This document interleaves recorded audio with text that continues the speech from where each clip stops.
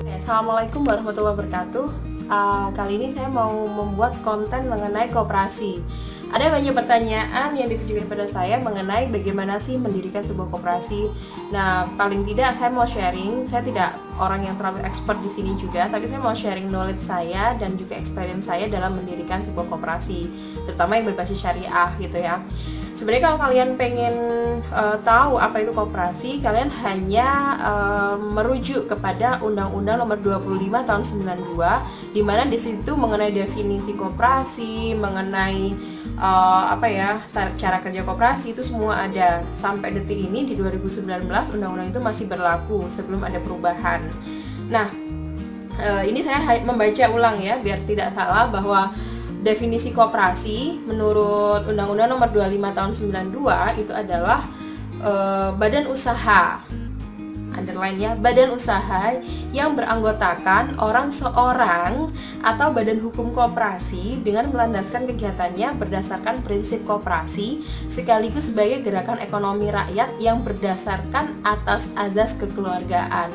Ada beberapa poin yang harus kalian underline di situ, berkeringat ya, bahwa koperasi itu sebuah badan usaha bukan setara ya, jadi kayak seperti badan usaha itu kayak ada CV. Kalau yang kalian misalnya 2 orang gitu ya mendirikan sebuah badan usaha, ada namanya CV. Kemudian kalau sendirian itu namanya UD.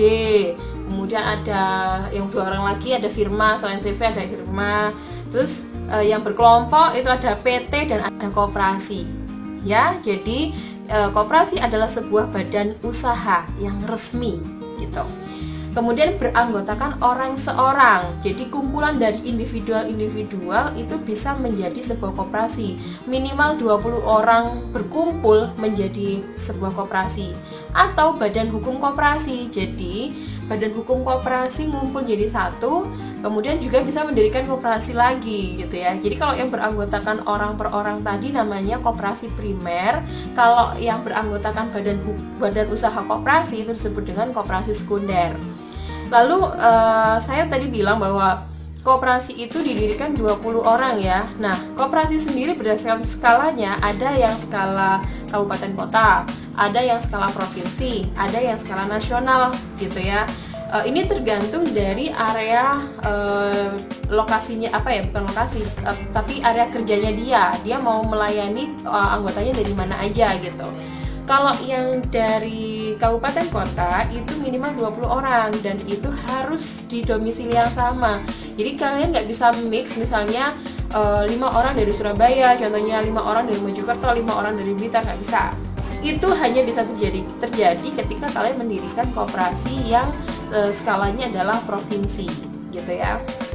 Nah, kalau yang provinsi minimal 20 orang dari domisili yang sama, 20 orang dari domisili yang sama di kedua. Jadi contohnya 20 orang dari Surabaya, 20 orang dari Blitar. Lah terus gimana kalau misalnya dari Pacitan, kemudian dari Bojonegoro? Boleh, tapi itu hanya tambahan. Yang wajib tadi 20 dari kabupaten atau kota A, 20 dari kabupaten atau kota B ya. Jadi itu yang harus kalian bayangin. Terus apa bedanya saya mau mendirikan koperasi yang skalanya kabupaten kota sama provinsi?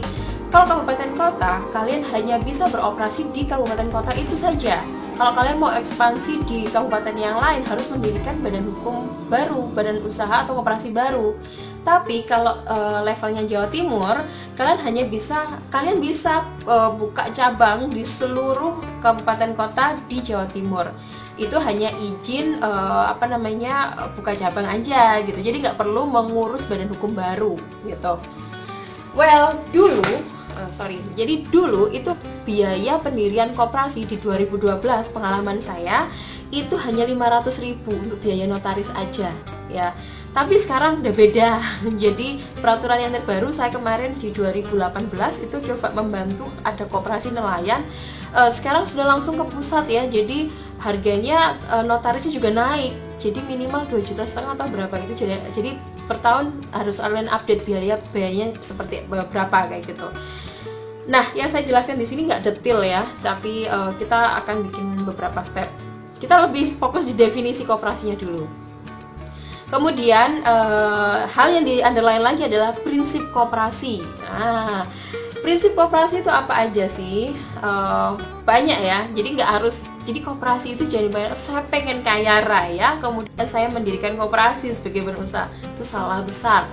Kalau kalian ingin mementingkan diri kalian sendiri, mending kalian bikin UD atau PT yang itu memang bisnis yang betul-betul profit oriented.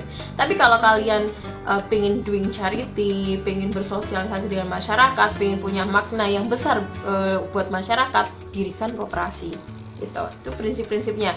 Ada kekeluargaan, coba gotong royong, kemudian demokrasi segala macam. Itu nanti kita bahas sendiri tentang prinsip koperasi. Kemudian selanjutnya adalah gerakan ekonomi rakyat. Nah, ini semangatnya Muhammad Hatta, yaitu pengen menjadikan koperasi sebagai sokok guru perekonomian Indonesia. Itu berat. Tapi saya yakin dengan perkembangan koperasi yang sekarang, optimis koperasi bisa, gitu ya. Yang berdasarkan asas kekeluargaan. Kekeluargaan di sini bukan berarti ya udah karena keluarga sendiri kan nggak usah yang ribet-ribet amat gitu ya, nggak begitu juga. Jadi tetap dikelola secara profesional.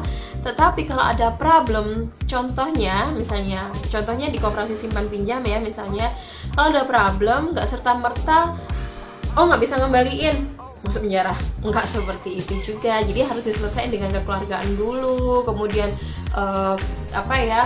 lebih mengedepankan asas-asas kekeluargaan lah intinya. Jadi bukan yang betul-betul yang punishment reward, nggak hanya itu gitu ya. Jadi harus betul-betul kekeluargaan. Gimana sih keluarga, kayak gitulah gitu ya.